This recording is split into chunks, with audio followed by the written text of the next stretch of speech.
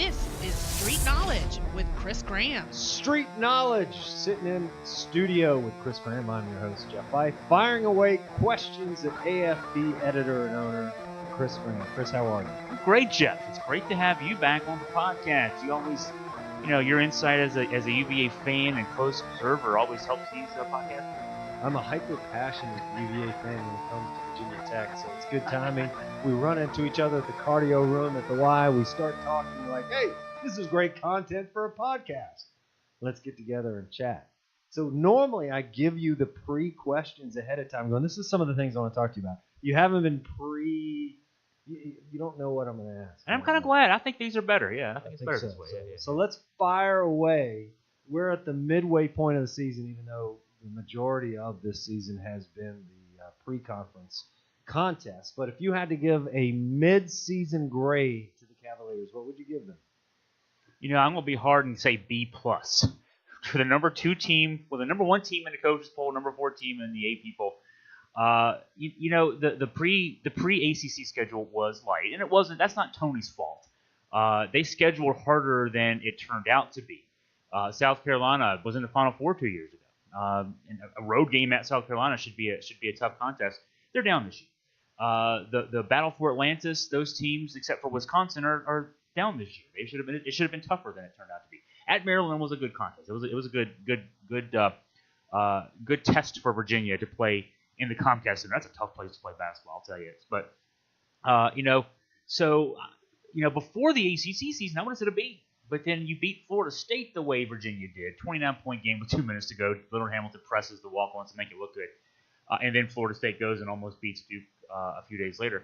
I think that one area where I would say that I would have liked to have seen more development, we've started to see it more, is the development of the bench. We've seen Jay Huff get some minutes of late. I think that's important. I would have liked to have seen maybe Marco Anthony or maybe Cody Statman get more minutes in the backcourt.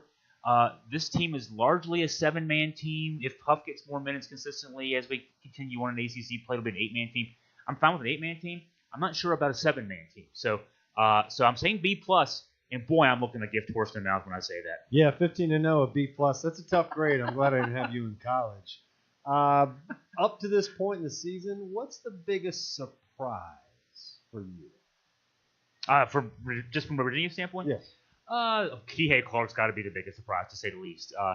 UC Davis was the only other school to offer him a scholarship. UC Davis, which until you heard me say those words a few weeks ago when we started talking about Kihei Clark, you didn't know UC Davis existed either. So, and the fact that at 5'9", about 160, those might be generous numbers as far as what his height and weight are. It was not expected when you saw that this kid was coming from there. He was a 2-star recruit. Then he became a 3-star recruit when Tony offered him. I think Tony got a little bit of a benefit of a star bonus because, hey, I'm Tony Bennett. I don't recruit 2 stars, so maybe that's why they gave Kihei a 3rd star. There was no thought that this kid, at least from the outside looking in, that this kid would play at all this year if he ever would play down the road. And then he comes in and plays right away. First game of the season, he played 25 minutes, and he's been playing consistently 20 to 25 to 30 minutes a game for this team. He started several games for this team. He's playing through a broken wrist and surgery, and he's not putting up huge numbers, but what he does defensively with there's so many other guys who are offensive weapons on this team. They don't need him to go out and score. What he does defensively is he ratchets it up as far as intensity on pressure on the ball, on the point guard, the opposing point guard. He's a one-man full-court press. You see Tony now full-court pressing some to get the ball, to make it harder for the other teams to get the ball off the court. So Kihei Clark is really it's transformed this team. A little 5'9" guy from California that nobody literally had on their radar has made this team a better team. I was very worried that he wouldn't be able to stack up against ACC caliber talent point guards. It's early yet. Justin, Florida State, BC, how are you feeling he's done up to this point? He's done what he's needed to do. I think maybe, did you turn your mic on by accident? No, mic's hot. Mic's hot, okay. I think that perhaps, okay. We'll see tomorrow night. We're taping this on Monday. So Tuesday night, Virginia Tech. I think he'll be important against Justin Robinson. Off the bench, he's not going to start. I don't think he'll start. Mamadi Diakite's been getting the starts of late since Kihei had the broken wrist. He didn't miss any games, but he went back to the bench when he broke the wrist, had the surgery, that exam break. He came back, and he's been playing still 25 minutes off the bench. But Robinson's a guy that gave Virginia fits last year in the win in Charlottesville for Virginia Tech, because he's 6'2", he's 185, he's really quick. He's too quick for Ty Jerome to play point guard defense against on a consistent basis. I don't know that Kyle Guy is somebody you want to really run at him for 40 minutes, and I don't think Robinson's going to come out of the game tomorrow night if the game is competitive all the way through, because you don't want to wear Kyle out and take him away from what he can do offensively. If you have him playing that hard defense against their best offensive player, and I think that even though he's not the leading scorer, I think Robinson is their best offensive player. So I think Clark is going to play an important role. He'll be the first guard off the bench. He'll come in around the 15:50 mark or so, whatever the first media timeout is. He'll play his 20 minutes. He might play 25, and he'll just when he's in the game, he's going to be on Robinson, and he's going to put ball pressure on. And let's see if he can frustrate Robinson the way he frustrated some other guards, the VCU guards, for example. And I think he's done a good job just being a sort of a pest. I mean, he was the reason he got into games in the first place was because he was a pest in practice against Jerome, and Jerome's a guy that's being looked at as a first-round NBA pick. And so I think the test is tomorrow night for him if he can compete on a consistent basis in the ACC. If he can compete with Robinson, he can compete with anybody. So let's transition to Hell Week. I mean, you've got two. I don't know. I'm sure because it's the ACC that there are people with back-to-back top 10 games that they have to square off against. But it seems like a pretty tough week on anybody's standards. So the important question is, how do you get a Virginia Tech graduate off your porch? You pay for the pizza. So let's talk about Tuesday night. I should have Scott on this podcast with you. Yeah, Scott German would. You guys could have a good row there. Yeah. Oh, and your wife is downstairs, so I'll be respectful. We got the door shut. She can't hear you. That's right. That's a good thing. And she won't listen to every word of this. Yeah. I don't give Virginia Tech a lot of credit, but I'm just. And you're in a room with somebody who does. Right. So let me ask you that. That was one of the surprising things as we were talking earlier, pre-podcast today. Are they for real? Do they deserve the top 10 ranking? I think so. Now, and I've talked about this with Scott. In fact, we were on our podcast Saturday night after the win over Clemson. Scott would point out that they haven't played a tough schedule, and they haven't. And they lost at Penn State, which is not a good loss. They lost by 1 point at Penn State in the ACC Big Ten Challenge. That's not a feather in the cap for Virginia Tech. But I look at the efficiency numbers, the KenPom.com, and it's adjusted defensive efficiency, offensive efficiency numbers. So these adjust to, the numbers are adjusted to your strength of schedule. And, they're good. They're top 10 in the country. Offensive efficiency, number 8 in the country right now. Defensively is a surprise. You don't think of Virginia Tech playing defense. Last year they were 70th in the country. The year before they were 156th. This year they're 21st in points per possession defensively. And so I think what that says is this is quietly a much better team. Now, it's not a big team. He'll go for he being Buzz Williams, the coach. He'll go 4 guards. Kerry Blackshear is the only post guy he'll play. Not to say that they won't have guys in the post catching the ball on offense and that kind of thing, but largely it's Blackshear and 4 guards. They're not deep. They'll go 7 deep as well, like Virginia. But they're hard-nosed, and the guys they put on the floor are good. I'll take their 3 against any big 3. Blackshear in the post is their second leading scorer. Robinson is the third leading scorer, but he averages close to 6 assists a game, a 2-to-1 assist-turnover ratio. And then Nikhil Alexander-Walker is averaging 19 points a game. He's shooting 54% from the field, 45% from three-point range, shooting 5.5 three-pointers a game. So it's not like that's a number that's based on a low number of three-point shots. That kid can put the ball in the basket. And then Ahmed Hill is actually also scoring double figures, 12.7 a game, 44.8% from three-point range. They can put the ball in the basket. They can defend. They're a good team. The only team to beat Virginia in the entire ACC last year, including the tournament, obviously. What a bizarre statement to even roll off your tongue. Not just that Virginia Tech beat Virginia on February 10th, my birthday. Thank you, Hokies. Congratulations. I appreciate that. But the fact that Virginia didn't lose any other ACC games, defense has improved. Virginia's offense has improved as well. Yes. Does Buzz do anything different in what you saw? What type of attack and how do they attack Virginia defensively last year, and do you see them having any success as Virginia is a little bit hot right Yeah, they played straight up in the first game in Blacksburg last year. When I say straight up, they played man defense. They didn't switch things up from what they had normally done at that point. And they lost 78-52. And Virginia was really, that was a game with like 60 possessions. So they were putting the ball in the basket at will in that game, Virginia was. Second game, they played, I've never seen a team in any situation play the zone defense that Tech played. When you're in the media section at Virginia, you're actually not at center court like you are in a lot of places. You're up in section 108, so you're behind one of the baskets, and so you're looking down at the floor in a very unique way from what you normally see in a media situation. And so I could see, they had all five guys had a foot in the paint. I've never seen a zone defense this way. They basically said, Virginia, shoot threes and beat us. If you can make threes, congratulations, you win. And Virginia shot 38 threes in that game, made 11 of them. This is a Virginia team that shoots threes well. But in that game, they didn't. A guy was 3 of 14. Jerome was 2 of 11. So you see teams zone Virginia a lot because Virginia runs a motion offense. It's the two big set screens, the three littles. I don't think the littles is the right term, but the 1, 2, and 3 run-off screens, and it's a constant motion flow of offense.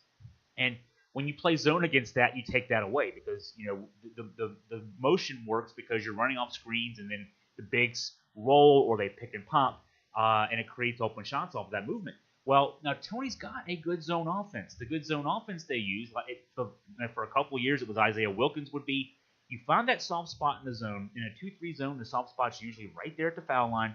So you flash a guy to the foul line, you dump it in there. It's kind of like a high post. So then the guy who catches the ball there, it used to be Wilkins. It became DeAndre Hunter last year. You catch the ball there, then the defense has to decide. Do you sag on that guy? If you do that, the wings might be open for jump shots off the pass that gets them moving towards the basket when they get ready to shoot a 3-point jump shot. Or if the back line of the defense comes in, then you dump it to one of your bigs and they get a dunk. So you have a dive play off that. Or if none of that happens and they sag off the guy with the ball, then you drive the basket or you shoot the little jump shot.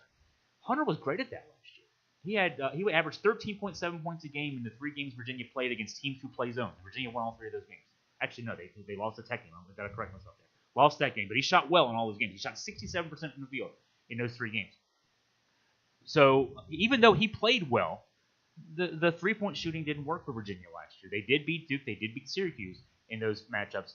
The key in this game is going to be if Buzz comes out with that similar defense, do you see Hunter play that role? Do you maybe see Jay Huff play that role? Huff can hit that little shot as well. He's got obviously in 7-1, he can see over top of the defense. If there's a zone defense being played, you got to presume Buzz is going to switch things up a little bit. I don't know if it means he's going to not have literally they had every guy had a foot in the paint. Again, I've never seen that before with a defense. Do you switch that up a little bit? Do you mix that up with some man and trying to throw Virginia off with their play calling? Do you go all man and say, hey, we're playing good defense this year. We don't need to go gimmick defense. Virginia's offense, though, is real deal. When we talked about Tech's defense being so good, ranked 21st defensive efficiency-wise, the best team that Tony's had finish a full season in the offensive efficiency ratings was the 2015-2016 team that lost in the Elite Eight to Syracuse. God forbid I hate that he mentioned that game. That one hurts worse to me than UMBC. That team was that close to a Final Four. That team finished 8th in the country offensive efficiency-wise. That team had Malcolm Brogdon. It had Anthony Gill, it had Mike Tobey, it had London Ferentz. That was a pretty good offensive team. This team is right now ranked 5th in the country in offensive efficiency. This team's better than that team in putting the ball in the basket in terms of points per possession. So this is a good Virginia team against a good Virginia Tech defense. I checked the line before coming over. Virginia is 9.5-point favorites, which you had 2 different outcomes significantly last year when we played Virginia Tech. What is your prediction for this game? Are we going to see more of the Virginia at Virginia Tech outcome, or what the Hokies brought to Charlottesville last year? I'm the guy who gave a B+ to the number 1 team in the coaches poll, so I guess I'll say I'm gonna look towards more of a possession by possession game. Now I also said that for the Florida State game. I was talking to guys on press row before that game, within an hour before that game. Oh, wow, this is going to be a tough one. Florida State's big. They got all these numbers and everything else. And that game did not come out to be that case. I still think that the jury's out a bit on Virginia just because Wisconsin and Maryland were great wins. I'm thinking that South Carolina win's looking better. They're playing better of late. And winning at South Carolina is looking better, but then you beat the heck out of Florida State. I think the win at Clemson. Clemson's 0-3 in the ACC, but I think that wins. They also had to play Duke and Syracuse their first 2 games on the road. So, winning by 20 there against a team that was desperate for a win, that's actually pretty impressive for Virginia. But Virginia Tech does not have what every other team I think goes into JPJ, except for maybe Duke, and I'm saying maybe Duke when you head into JPJ, which is we can't win here. Virginia has a 110 record since 2012-2013 at home. 100 wins, 10 losses. That's a 90.9% win percentage. Last year 15-1. We know who gave them the one though. That was Virginia Tech. So, I'm looking forward to. I don't mean that in a way that I actually am looking forward to, but I'm looking for a tough game tomorrow night. So if you're going to take the spread, you'd take the Hokies, but predict Virginia would win. I'll pick Virginia to win, and it's going to be close. I really feel like it's going to come down to the last couple minutes in this game. I really do. Well, right after the Hokies, we get the joy of Duke. I feel like Duke is a little more hype than real, but it's hard to not think that is one of the top 5 teams in the country, just pure talent alone. Yeah. What happens when you have talent like that are all sort of freshmen, and I think Virginia is better than anyone in getting an opportunity to slow that team down, get back on transition, minimize the mistakes that they can feed off of, and they might get into a dogfight they're not ready for. What type of dynamic do you expect to see with Virginia and Duke? Are we going to try to run, or are we going to slow it down like Virginia does? Slow it down, that's just Virginia will slow it down. And Duke played Texas Tech back before Christmas, I should say, in Madison Square Garden. This Duke doesn't play true road games in non-conference play; they just don't do it. But they played them in the Garden, home game for them because that's there's more Duke alums in New York than there is in North Carolina. But they played that game specifically to say, hey, look, Coach K saying, got all these 18-year-old kids who are very talented. Texas Tech's got a bunch of 22 and 23-year-olds who also are talented, but also 4 years older. They play a slower pace. They play tough defense. They don't play the pack line, but they play tough defense. That game was totally a dress rehearsal for Virginia. I love the fact that for the first time in I don't know how many years, these teams actually play a home and home. It's not just one game in Charlottesville, one game in Durham. They actually play. This is the first of 2 between these two. The stakes of this are interesting. It's not just it's kind of like, okay, now I'm going to use – I did soccer broadcasting for ESPN this past fall. I'll use some soccer terminology here. When you play home and home in soccer, they do the aggregate score to determine who advances in a playoff situation. These 2 games are actually, in my mind, they're positioning for – now, we know that seeding and everything else in tournaments cannot always mean anything, as last year losing to UMBC in the first round of the tournament. But the stakes this year, the number 1 seed in the East Regional. Now, the first 2 games you'll play, and Virginia and Duke likely both. Let's just assume that things play out the way they should, and they're both top 5 teams, and they're both number 1 seeds. They'll both play in Columbia, South Carolina, first 2 rounds. I'll assume they both win those. You either play East Regional in Washington, D.C., or you play South Regional in Louisville, Kentucky. Both teams want to play in Washington, D.C. Virginia particularly wants to play in Washington, D.C. For Duke, they can play anywhere in the country. They'll have a lot of fans there. If Virginia's playing in Washington, D.C. for the Sweet 16 and possibly the Elite 8, the Capital One Arena turns into JPJ Washington, D.C. version. And so for Virginia, it's important to go out there. I mean, for lots of reasons. You want to go out and win the game. But you go out and win Saturday, and then you got the home game coming up in a few weeks. You have the inside track to that number 1 seed in that East Regional, and you have the ability to play in Columbia, Washington, D.C. when you wear the Final Four. That's the stakes of these games. I mean, these are among the many things to think about. Has nothing to do with X's and O's, player personnel, everything else. But those are the stakes of these games. Of course, my dream scenario would be Radford travel as the 16 seed against Virginia into Columbia. And now, in the oddity, I would not pull for Radford, my alma mater, but I think about the good old hustling Highlanders, undefeated in the Big South. Whoa. However, they did go into Texas and beat Texas. They did go into Notre Dame and beat Notre Dame. They should have beaten Maryland, but they kind of hiccuped at the end. I would love to see if there was a 16 seed. How about Radford Duke? How about Radford Duke? I don't want Duke. You don't want Duke? I want to see them travel together. I want to see UVA. No, they would Radford. they would play again. They play Columbia. But You still see it. I'll get you tickets. I appreciate that. But good old Radford, they get the play-in game, and then we get sent to Dayton, and Yeah. they need some love and respect for the Big South. But I digress. What do you expect to see in terms of, we're obviously going to try to slow down Duke. Who controls that tempo, and is that truly the success to victory for this game? I don't know that it's guaranteed because Virginia will control the pace. And I say that, I mean, they actually played, who was it? It was the Marshall game. There was actually a much faster pace in terms of number of possessions. I think that game actually had 72 to 74 possessions, I think, somewhere in that range. And so, but Virginia won that game 100-64. I wondered when I watched that game if Virginia may not have been testing themselves. Kind of like I said, Duke played Texas Tech to give itself the test of, let's see how we play against a slow team. Marshall made the NCAA tournament, won 25 games and a tournament game last year. That's not a bad team that Virginia beat 164. I wonder if Tony didn't schedule that game preparing for Duke. That said, Virginia is not, they're not going to do anything different than they normally do. They're going to do the best they can to drop 5 guys back after they shoot the ball. And kind of play hockey defense, I like to call it, because they'll drop everybody back. They're not going to let the ball get over their heads. Duke, I thought it was the 2014-2015 team, their team of the one and done era that won the national championship.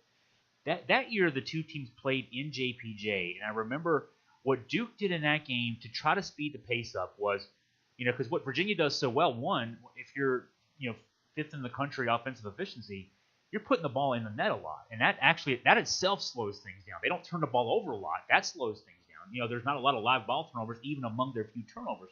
And so there's not a lot of opportunities for fast breaks. What Duke did in that 2015 game that Duke ended up winning 69-63 in JPJ was their inbounds pass after a made basket, after a made free throw, they almost threw the ball to half court because Virginia then, and this is what's different about Virginia this year, but that Virginia defense, and really until this year, Virginia defensively, after a made basket, everybody ran back to the other side of the court. They didn't put any pressure in the backcourt, and so Duke took advantage of that by throwing that inbounds pass again almost to half court. And so they're moving, the ball's already there with 2 seconds off the shot clock. They're already in their offense. And eventually Duke got some flow to their offense.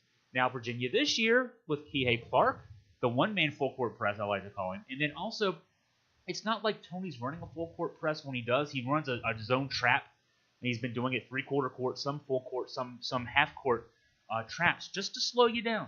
Not intending to turn you over, just to slow you down. Make it so that when you're not initiating your offense until 22 seconds left in the shot clock. I think that's from Duke because this Duke team, they're good. I mean, I've watched more Duke basketball this year. I've almost watched as much Duke basketball as I've watched Virginia basketball, anticipating these two great matchups. They're good. Barrett he shoots it a little too much for my liking. Reddish doesn't shoot it enough for my liking. We saw when Williamson went down against Florida State, Reddish looked pretty good. All three of those kids are talented and hyped for the reason they are. They're thin. Their numbers aren't as they don't have a lot of guys on the bench that can contribute, but they're good. And this is the best Duke defensive team. Virginia's ranked. I could pull the number up here real quick, but Virginia's in the top 3 in defensive efficiency, and Duke is right there with them. Let me get the internet to work here real quick. Virginia's second in adjusted defensive efficiency. Duke's third. So this is the best Duke defensive team he's had since his championship team. I think Coach K's ready for Coach Bennett in terms of, he thinks he can win a slowdown game. I think Bennett thinks he can. I don't think he can win a fast break game with Duke, but I think he can selectively run and take advantage of some Duke live ball turnovers, and he's not afraid to have his guys out there taking advantage of those kind of situations. I think they've both been adjusting for each other all season long. So what's your prediction? Obviously, Virginia, this may be the first game that they're not favored. It'll be the first and I think only game they won't be favored in. Yeah, probably so. At this stage. What do you think of the outcome? Do you think Virginia pulls this off? You got game day crowd. You're going to have, doesn't really make a difference. Their energy level is going to be peak November. Who's walking in the door? But there'll be a little bit extra juice. I will say I've been to some games at Cameron Indoor. The reputation for the most part exceeds what you actually see in the arena, unless it's Duke Carolina. I think, though, those Duke folks know that Virginia is the real rival now, which is interesting to say. There was that GoFundMe campaign a few weeks ago to get money for KJ Mora. Which is brilliant. Well, but Kyle Guy says, let's make this happen, Bring it. Who's, Yeah. right? So he and said, the bring Who's it on. funded it, too. Who's funded it, too, yeah. I love it. There is that back and forth. I mean, I think those kids know and the fans know that, so they will. It will be a lively environment, to say the least. I think they're looking, because Virginia won the last game at Duke. I guess Virginia's won the last 2 in the series. And so, Virginia's won 5 ACC championships in the last 5 years with the ACC tournaments and regular seasons combined. That's obviously half of the total. Carolina's won 3. Duke's only won 1 of those. So I think that they definitely have this mark on their schedule. For the Duke players too, the individual, the 3 guys that are looked at as one and done kids this year, there will be 1 million scouts there because they want to. The scouts will want to see how do those guys play against Virginia's defense. How do those guys play against a disciplined Virginia team that won't give you easy stuff? I'll be interested to see how Williamson plays. Assuming he will play, which I assume he will, as we're talking right now. Supposed to tonight. Tonight against Syracuse, yeah, with the poke in the eye the other day. But Williamson, because I think Barrett and Reddish. I mean, I don't want to say they're easy to guard, but they're talented as heck. But they're sort of conventional guys. I mean, 6'7" guys who can shoot and dribble drive and everything else. But Williamson is the guy that, to me, now I don't know that he projects as the best guy at the pro level of the 3. I think. I hate to agree, but I think Barrett projects as the best guy of the 3. And hell, Reddish might be the second best guy of the 3 at the pro level. But at the college level, 6'7", 285, who guards him from Virginia? I don't know who. Because if you put Jack Salt on him to match up physically with him, well, he'll take Jack outside and drive around him and shoot threes. He's not a great 3-point shooter, but if you leave him open, he can hit the open 3. If you put Hunter on him, if you put Key on him, he's got 60 pounds on them, and it's not necessarily a bad 60 pounds. So, I think the secret there is going to be get him in early foul trouble, and see if you can limit his minutes. I think you can go straight up against Reddish and Barrett, and I feel good about those, but I do worry about Williamson. So, I gave Virginia a B+. I guess with home court advantage, I'll give it to Duke this game this weekend. And you don't know how much it hurts me to say that, but I think that Duke with that advantage now, second time in JPJ, Virginia will have had a game to get used to what those kids are talent wise. I think we split, but I don't know that I feel great about this weekend. I think it'll be a tight game again, but I don't know that Virginia escapes with a win. So let's look at the AP ranking number 4. If I gave you an over/under of 4. Fast forward to next Monday when the new rankings come out. What's your prediction? Over or under 4 for Virginia? I guess I'll say push. So you can't push. Can't push, right? Because you're predicting a Virginia victory over Virginia Tech, and then it's a loss to Duke. And I'm thinking close win over Virginia Tech and a close loss to Duke. And the way the writers go there, they might actually have the writers might have more respect for Virginia as a result of that. I don't think they have enough respect. The coaches have voted Virginia number 1 the last 3 weeks and 4 the last 5 weeks. The writers, I don't know why there's that less respect. Maybe the writers are less forgiving about UMBC, which was forever ago now. That was a different team, literally. I mean, a lot of the same guys are back, but a different team. I guess I'll go over because I think if things hold the way I project them to go, it'll be close. But I think they could get up to 3, and not knowing what else happens to anybody else. Let's assume everybody else wins. Let's assume that Michigan doesn't lose this week and Tennessee doesn't lose this week. If Virginia, goes 1-1 against this schedule, perhaps they jump Tennessee back up to number 3, and Tennessee's a slight dip to number 4. But I don't know. Another question you could ask could be, I'm gonna put myself in interviews. Which is more likely, sweep or losing both games? And I'd say sweep is more likely than losing both games. I don't think Virginia loses to Virginia Tech. I think it's a tight game. I'm a little nervous going into that game, but I don't think Virginia loses that game. I think Virginia's got a decent shot of winning it at Duke. So if I had to go there, I'd go sweep. Interesting. You and I typically would get together before the ACC slate begins and do a little ACC preview. Since we didn't get an opportunity, we've already had a couple games underneath. I'm glad we didn't, by the way, because now, now we have some sight on these teams. Yeah. That's right. So now I would ask you the same question I've asked you the last several years. Fast forward to the beginning of the ACC tournament. Who are your top 4 seeds? So Virginia and Duke, Virginia Tech, and I would have said North Carolina, even as recently as about 1 o'clock. I don't know what time it was. Their game was on Saturday. Whatever time they played on Saturday against Louisville. I do not know how to figure what happened there. Louisville just lost to Pitt, and then they went to the Dean Dome and beat them by 21, the biggest beatdown in the history of Roy Williams coaching at home. That Carolina team, until that stage, I mean, they played a tough schedule preseason, pre-ACC season. I thought they had, they lost 3 games in that, but they played such a murderous schedule that I had no problem with them losing 3 games, given what they played. Oh, God, I don't know. I mean, I think they're still, because they beat State at State, I would have put State in the mix for a top 4. Florida State, I would have had in the mix for it. If we'd have done this before the ACC season, I would have probably had the 4 I just said: Virginia, Duke, Virginia Tech, and North Carolina. I would have had Florida State really close to that. Florida State, I'm not so sure now. They struggled to beat Miami at home. Miami's really, really struggling this year. You could say that they had a nice bounce back in the loss to Duke, but Duke played a whole second half without Zion Williamson. So the State losing at home. I guess Louisville, you could say, hey, great Louisville, but then Louisville lost to Pitt on Tuesday, I think it was last week. So Syracuse gave up 59% shooting to Georgia Tech.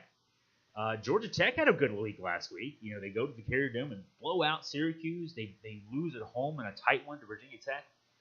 So, yeah, I guess I'll stick with Virginia, Duke, Virginia Tech, and UNC. And I think in that order right now, actually, too. God forbid I say nice things about the Hokies around you and Scott, but I think Tech's the 3rd best team in the ACC right now. And I don't think they're going to make the double bye day. For some reason, I just think they're not going to make the top 4. But that's truly because I hate them. I have no real statistical knowledge or background. That's just blind hatred That's there. Just blind hatred of the Hokies. That's it. That's all I got. Biggest surprise, I know it's 3 games in of the ACC at this stage. Georgia Tech, I think. The biggest positive surprise, at least.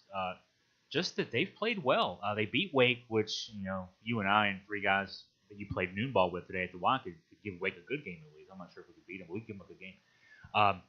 With today's talent at the Y League, we could have beat Wake. Okay. Well, we had some guy out of Arizona that showed up. I'll just sit on the bench and let you guys do it. So they beat Wake, but then they played Tech tough. And when I watched that game from start to finish. I wondered if that was Virginia Tech playing down, Virginia Tech having a first road game jitters kind of thing. And then you see Georgia Tech go and shoot 59% against Syracuse. That's against to that stage a good Syracuse team. Had been 2-0 in the ACC. The other guys back from last year, not a lot. They have all 5 starters back from last year. So Georgia Tech, positive surprise. I'd say the surprise in the other direction could be. I guess it's only 1 game, but Carolina. I just until that loss, and now that Carolina's lost to Louisville the way they did, they shot 34%. Luke May was 3 of 14. They had even in the win against NC State, 23 turnovers in the win against NC State. They had 14 turnovers in the loss to Louisville. Drawing board possibly for Roy. I mean, I think they lost to Texas in the pre-ACC season too. So they lost to Texas, and then Radford shows up and beats them, and it doesn't make that game look very pretty. Yeah, so now I'm just wondering. I mean, they beat the heck out of Gonzaga in the Dean Dome, but was that an aberration? Which is the aberration right now? I think the jury's still very much out on Carolina, so I'll say a surprise there because they got a lot of talent to be still trying to figure out who they got. Augusta Free Press is gearing up for the ACC tournament. I noticed you've got out the sponsorship package opportunities. I don't know if anybody has jumped on any of those tiers. We have Bear Creek folks who sponsored our trip to the Belk Bowl. We don't have the live read in front of me right now, but Brian Miniger, Victoria Miniger, the Bear Creek deck builders, and everything you can possibly put together for home building around your house. They're back on board as our major sponsors, so we have some other spots still open for that. But yes, Scott, we've already reserved our hotel room. We've already done the scouting report because we were there for the Belk Bowl. So In fact, some positive. Using golf terminology, we have some positive swing memories now. We went to a game in the Spectrum Center. Virginia didn't lose. Now Virginia didn't play, but we left last year. There was a game against the team you might have heard of, UMBC. And, Scott and I, of course, we're there for the weekend. We got a great hotel. We're right down in uptown Charlotte, beautiful area. And we check into our hotel and, everything else. And then we get back from the game, and we're like, oh, we're not staying in Charlotte. We're not waking up in Charlotte. We just left that night. Got home at 7 in the morning. So not positive memories from that trip in Charlotte, but very positive after this. We got to see Joe Harris play in the Spectrum Center, and then Virginia football wins a game in the Panthers' home stadium, in Bank of America Stadium. And so Virginia, we left Charlotte with a Virginia team having won a game in Charlotte. And so, yeah, looking forward to it. It'll be a fun time. Jeff, you've done that with me. We both grew up watching ACC basketball. I'm sure you did like I did, skipped school on Fridays at least a few times, or got that mysterious malady that would come down, ACC terminitis, to be able to watch those. Back then, the first day was on a Friday at 12 o'clock. One year I couldn't because I was in the spelling bee in 7th grade, and Virginia played while that was going on, and the teacher thankfully gave me the update. Virginia won. It was Ralph Sampson. They were going to win. But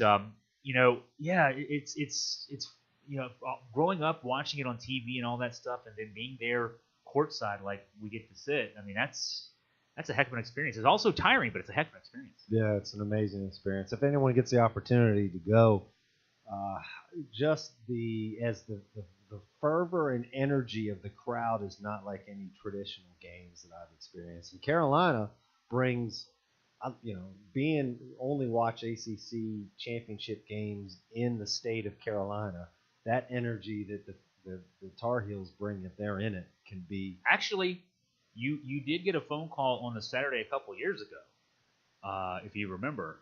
I got to make a nice phone call to somebody. Scott German was ill, so that sucks for Scott. And about 3 o'clock on Saturday, which is kind of late, right? Isn't it kind of late to be 3 o'clock? Hey, Jeff, what are you doing, man? That was in Washington, D.C. that year. And that's true. That's a good point. That was in D.C. Yeah, and when I saw your name come up on the phone, I already had my answer. I'm on my way is what I'm doing. Yeah, that was that was a great game. Two teams. Carolina was in the Final Four that year. I think they went to the championship game and lost. Wasn't that the game they lost on the buzzer beater to Villanova? Because Villanova won 2 of the last 3. They won the one in the middle. And Virginia should have been in the Final Four. That team lost against Syracuse. We saw those two teams battling it out right there. A 60-58 final from courtside.